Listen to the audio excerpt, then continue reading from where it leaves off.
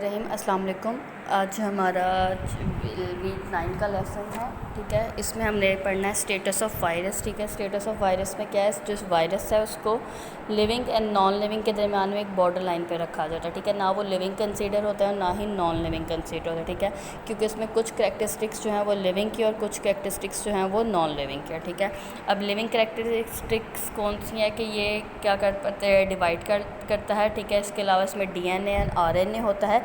ये living body के अंदर जाके डिवीजन भी करता है, रिप्रोड्यूस भी करता है। इसके अलावा इसके अंदर DNA एंड RNA होते हैं, ये डिजीज़ भी काज करते हैं, ठीक है। ये जो 3 करैक्टर्स है ये इनकी लिविंग के करैक्टर्स हैं, ठीक है। इसके नॉन लिविंग करैक्टर्स क्या है कि इसकी नेचर जो है वो क्रिस्टलाइन है, क्रिस्टल शेप का होता है, ठीक है।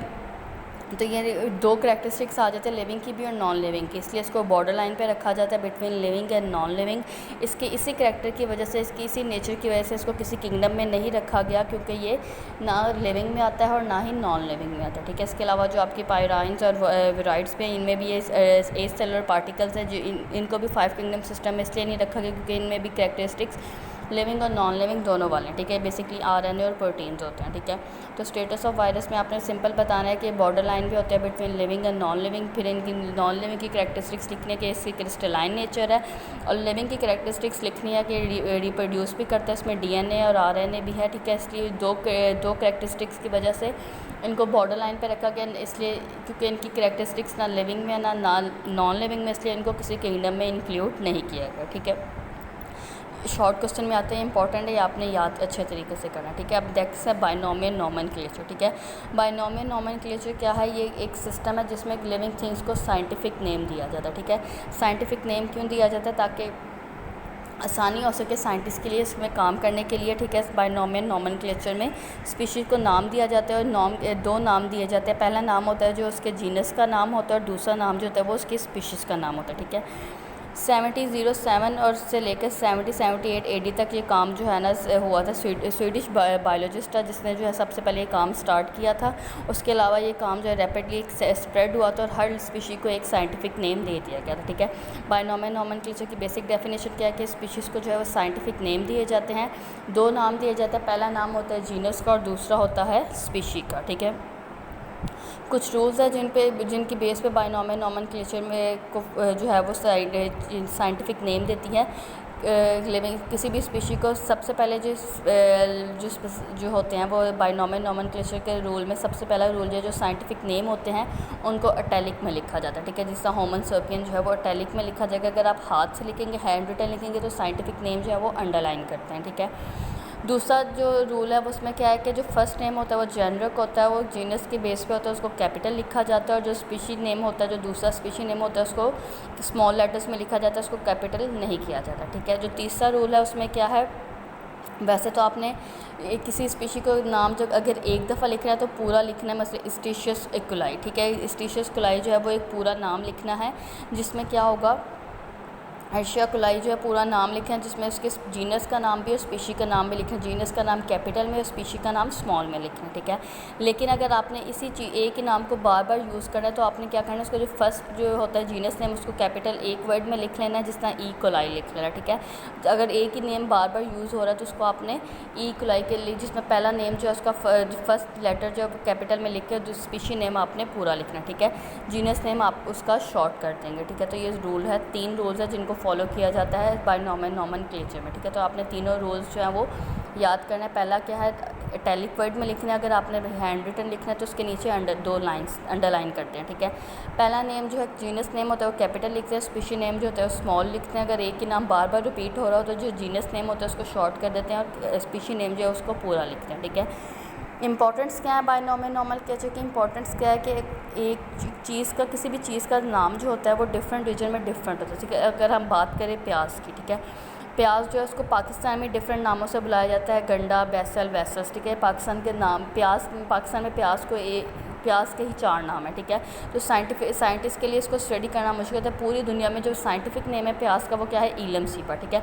अगर आपको किसी अननोन पर्सन को जाके साइंस के किसी अननोन पर्सन जाके बोले कि हम प्याज पर रिसर्च कर रहे हैं, तो मे बी उसको ना पता चले आप किस पर रिसर्च कर रहे हैं, ठीक है।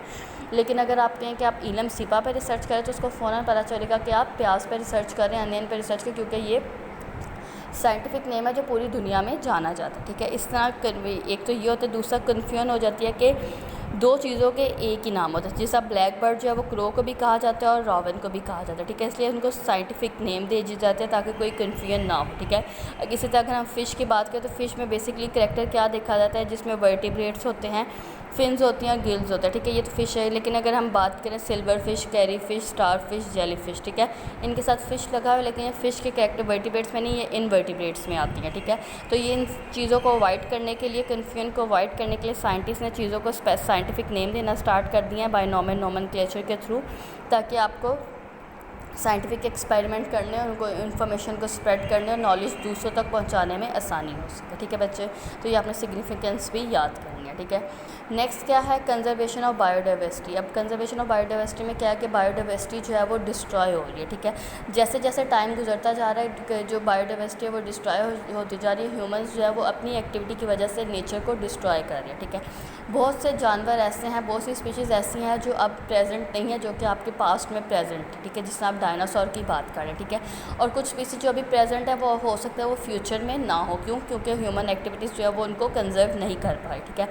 ऐसी स्पीशीज़ जो कि ख़त्म हो चुकी हैं, प्रेजेंट नहीं है, उनको कहते हैं एक्सटिंक्ट स्पीशीज़, ठीक है। ये बॉक्स में शॉर्ट क्वेश्चन आते हैं, आपने याद भी करना है। एक्सटिंक्ट स्पीशीज़ वो होती हैं जो कि ख़त्म हो चुकी है, जिनके प्रेजेंट होने का कोई भी डाउट नहीं होता। एक्सटिंक्ट स्पीशीज़ होती है जिसमें डायनासोर आप कास्ट कह सकते हैं, ठीक है। और दूसरी होती हैं इंडेंजर्ड, ठीक है। इंडेंजर्ड जिनका ख़तरा होता है कि ये एक्सटिंक्ट हो जाएंगी, फ्यूचर में ये स्पीशीज़ नहीं रहेंगी। जिस तरह आप ब्लैक बग की बात कर लें वन, और ठीक है, इसके अलावा कुछ टाइगर्स जो हैं वो, लाइन जो है वो इंडेंजर्ड हो गया, जिसका ख़तरा है कि फ्यूचर में ये स्पीशीज़ नहीं रहेंगी। ह्यूमन एक्टिविटीज़ जो है वो, इनको ह्यूमंस जो है इनका क्या कर रहे हैं, इनको शिकार कर रहे हैं, इनको मार रहे हैं अपने मकसद के लिए, जिसकी वजह से ये जो स्पीशीज़ है ये इंडेंजर्ड हो रही है, इनके ख़त्म होने का ख़तरा है, जिनको कंजर्व करने के लिए अब इन जो है वो डिफरेंट ऑर्गेनाइजेशंस जो है वो काम कर रही हैं, ठीक है। बेसिकली ह्यूमन इम्पैक्ट क्या हो रहा है बायोडाइवर्सिटी पे, वो क्या हो रहा है कि जो 10,000 साल पहले जो है ना 5 मिलियन की पॉपुलेशन पीपल्स जो थे, 5 मिलियन लोग रहते थे अर्थ पे, ठीक है, जो जिसके साथ एग्रीकल्चर और इंडस्ट्रीज भी चलती थी, ठीक है। अब क्या हो रहा है, अब 7 मिलियन पीपल जो हैं वो रहते हैं अर्थ पे, इसके साथ एग्रीकल्चर और इंडस्ट्री की ज़मीन भी उनको चाहिए होती है, ठीक है। तो अपने आप को अपने पर्पज़ के लिए, अपनी एक्टिविटीज़ को करने के लिए ह्यूमन जो है वो बायोडाइवर्सिटी को डिस्ट्रॉय कर रहे हैं, ठीक है। अपनी एक्टिविटीज़ करने के लिए, अपनी एग्रीकल्चर के लिए, इंडस्ट्रीज़ लगाने के लिए, ख़ुद के रहने के लिए क्या करें, हैबिटेट्स को ख़त्म करें, नेचुरल हैबिटेट्स को ख़त्म करें, डिफॉरेस्टेशन के थ्रू, ओवर हंटिंग के थ्रू, ठीक है, एडिशन और रिमूवल कर रहे हैं स्पीशीज़ का। अगर साइंटिस्ट, जिसकी वजह से आपका क्लाइमेट भी चेंज हो रहा है, पॉपुलेशन जो है पोल्यूशन में भी अफेक्ट हो रही है, और बहुत सी स्पीशीज़ जो है वो इंडेंजर्ड भी हो रहा है, ठीक है। साइंटिस्ट का कहना है कि बायोडाइवर्सिटी को कंजर्व नहीं किया गया तो एक वक्त आएगा जब पूरा सिस्टम जो है वो इकोसिस्टम जो है वो कोलैप्स हो जाएगा, क्योंकि हर स्पीशी का कोई ना कोई मकसद होता है, ठीक है। जब इकोसिस्टम कोलैप्स हो गया तो उसको वर्क करना पॉसिबल नहीं होगा, ठीक है। ये जो आपका ये वाला पोर्शन है ना, ये आप लोगों ने इसमें जो बेसिक याद करना है, इकोसिस्टम और इंडेंजर्ड की डेफिनेशन और स्पीशी के एग्जांपल याद करनी है। बाकी जस्ट आप लोग एक दफ़ा रीड आउट कर लीजिएगा, ठीक है बच्चे। थैंक यू, अल्लाह हाफ़िज़।